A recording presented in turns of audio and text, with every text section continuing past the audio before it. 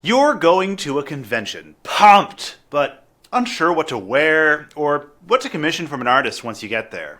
It's just another furry convention, right? You've been to 1 or 5 or 500 furry cons and you've seen it all. How can these outlandish, crazy, colorful cons keep it fresh? Furry cons have themes, but why? Shouldn't talking animals be enough of a theme for anyone? Furries, but they're in the 1980s, or the 1920s, the post-apocalyptic future, or the steampunk past, or any other time period, real or imagined, is culturally effed.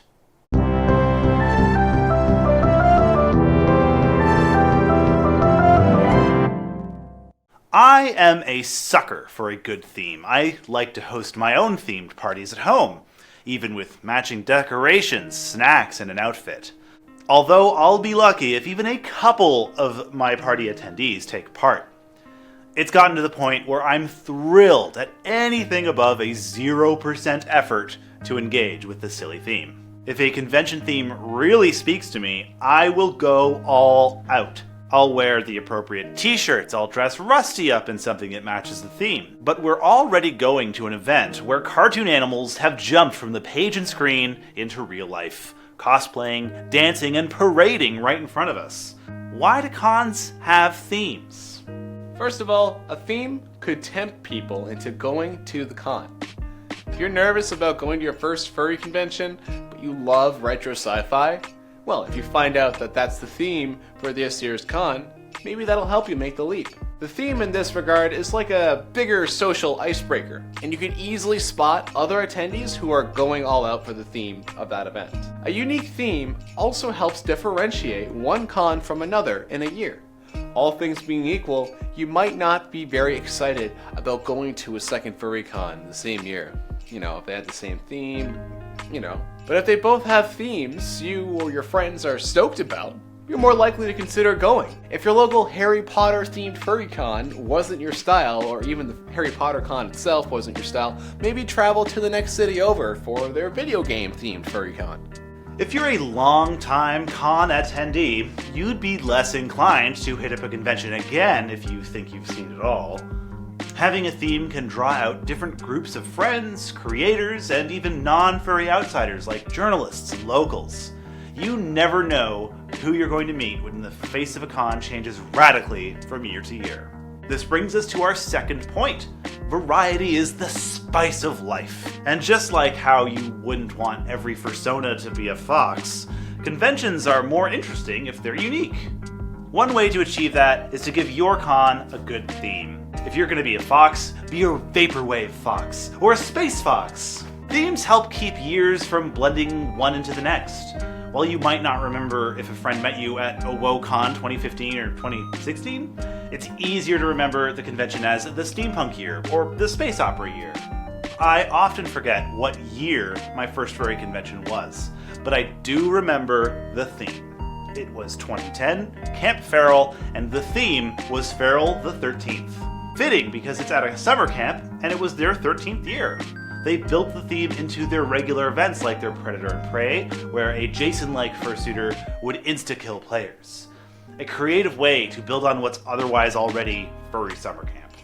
Con themes also provide a framework for mixing it up. If your theme one year is cartoon capers, you don't just get a realistic furry artist as your guest of honor. Bring in someone who does cartoons. A guest of honor can really help influence a theme at this point. You'd want to bring in a toony artist who could draw things for your promo, your con book, and badges. Hell, even have a couple of panels about toony animation or cartoon physics. Together, these changes can give a furry con a very different vibe from one year to the next. Viewed from another angle, a con theme is a constraint. While that sounds like an imposition, it can actually be very helpful. Constraints encourage creativity. And furries are nothing if not creative. Let's say a con's theme is ancient Greece, the time period, not really old cooking oil. You might be inspired to build wings for your horse fursuit or even toga. Why not? Go for it. Or you might convince a buff, fur-curious friend to don a minotaur head. Or you may wrap some bed sheets around your otter suit and go as a siren. None of that might have happened without the creative prompt of a theme. What's more, it's going to be really fun to see all those costumes wandering around together in the lobby, interacting. And that's just cosplay. If you pick something like the Roaring Twenties as a theme, this could influence everything from the pieces created for the art auction, to the cocktail menu at the bar, or what books are sold at the dealer's den, to the electro swing music in the rave versus any other genre. Culturally Effed is proud to be invited as Camp Farrell's 2019 Guests of Honor. The theme of this year's camp is theme, which inspired this video. Farrell is no stranger to intense themes. Last year, the theme was tassels, an introduction to a 3-year Dadaist theme collection. From Wikipedia, Dadaism is described as an artistic movement in modern art that started around World War I. Its purpose was to ridicule the meaninglessness of the modern world. Its peak was 1916 to about 1922, and it influenced surrealism, pop art, and punk rock. It favored going against the standards of society.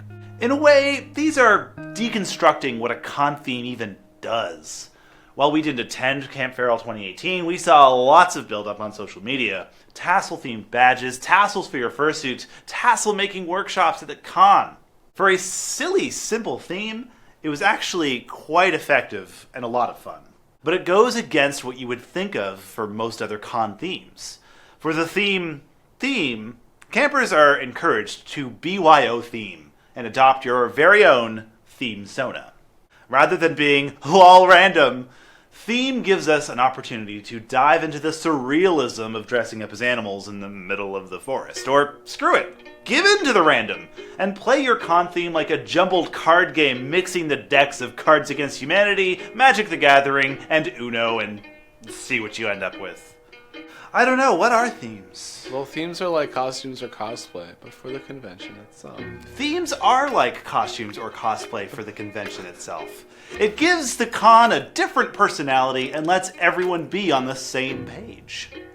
I mean, the theme is like the con's mask, which is just the colorful flavor to the furry party that's just underneath. But just like a flavor, certain themes can become tired, overused, and done to death. Camp Farrell actually has a list of banned themes for their year of theme. This brief list represents the con themes that we've seen 1,000 times. So you are actually the art director for a couple cons, right? So what's it like art directing a con theme? It's a theme which is designed by committee, even though I am a creative director, I still work with a creative committee, if you will, to make sure all pieces fit, not just in a way that actually works, but in a way that makes people happy. Having said that, there's a lot of compromises that can happen when you're building something like a furry convention theme or the branding for one. Doesn't help I kind of get confused by this sort of stuff and abstract detail anyways, and in terms of just trying to communicate something clear from the source being multiple people to the audience being even more people, channeling that can become really tricky. And if all else fails, you just take a regular genre and just make it super furry. Yeah, exactly. Mystery novels, but furry. Blink-182. But furry. Da Vinci Code. But furry. That would actually be really cool. You have like an escape room or something. So with Camp Farrell 2019, we are thrilled to be guests of honor. What do you think about the theme of theme? It might actually be more clever than we think it is. I think if people participate, it takes a load off the staff trying to cover details of the theme, when really they just kind of let it just be as free run as possible. People can't have any wrong answers. Only furries could think of a way to deconstruct a con theme. Game of themes. For me, a good con theme is something you can integrate into cosplay and the drink menu and the rave. A brand. Yeah, as you build the whole brand around it. That's what got me excited to doing branding for a convention in the first place. And I mean, with something like Rock the Fandom, what to draw for that? Hell yeah. But it's also, you have panels, you have concerts, you have the rave. Furry music is something that should be inspired more and encouraged more for growth in general. A theme like that really encouraging more of that talent to come up and show themselves. Plus, our very own Rusty Shacklefur made a sneak peek on the VIP badges that year. So I wonder how he got there. I have no idea. Who knows? That Rusty gets his way. He sneaks about. So what do we do with the con theme of theme? I really couldn't think of a good theme Sona when I was registering. Likewise. So I took Draylen's suggestion of Campturally Feraled. My personal theme Sona is generally like costume box. So bringing your own theme. It's gonna be Red Bull Racing. Race cars. Race cars. I like is fast a things. perfectly acceptable theme. Vroom. Please let us know down in the comments what your theme Sona would be, whether or not you get to go to Camp Feral. You can always get onto the wait list of Camp Feral, but spots are limited. To attend future Camp Ferals, make sure to sign up to their newsletter, because that's where registration is announced. We have been your hosts, Underbite. and Arrkay. Thank you for watching. And extra big thank you to Camp Feral for inviting us to be guests of honor of 2019. We'll see you there. The theme for us this closeout is pop icons.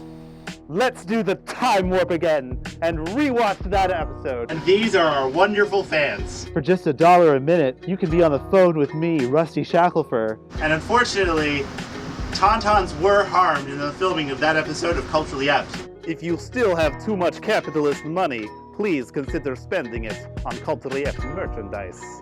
Action Furry News. Incoming transmission!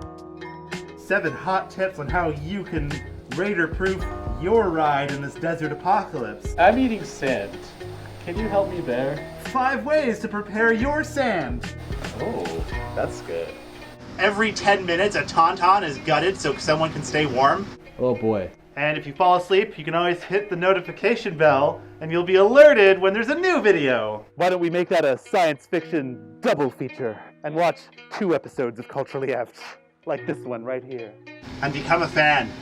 Become a fan and cool us off. That was a lot of episodes. That was a very long marathon of Culturally Apt we just watched. So I'm gonna write about it angrily in the comments, and I hope you do too. Send us all the angry tweets until we get everything right. This is ground control to Major Tom. Subscribe to Culturally Apt.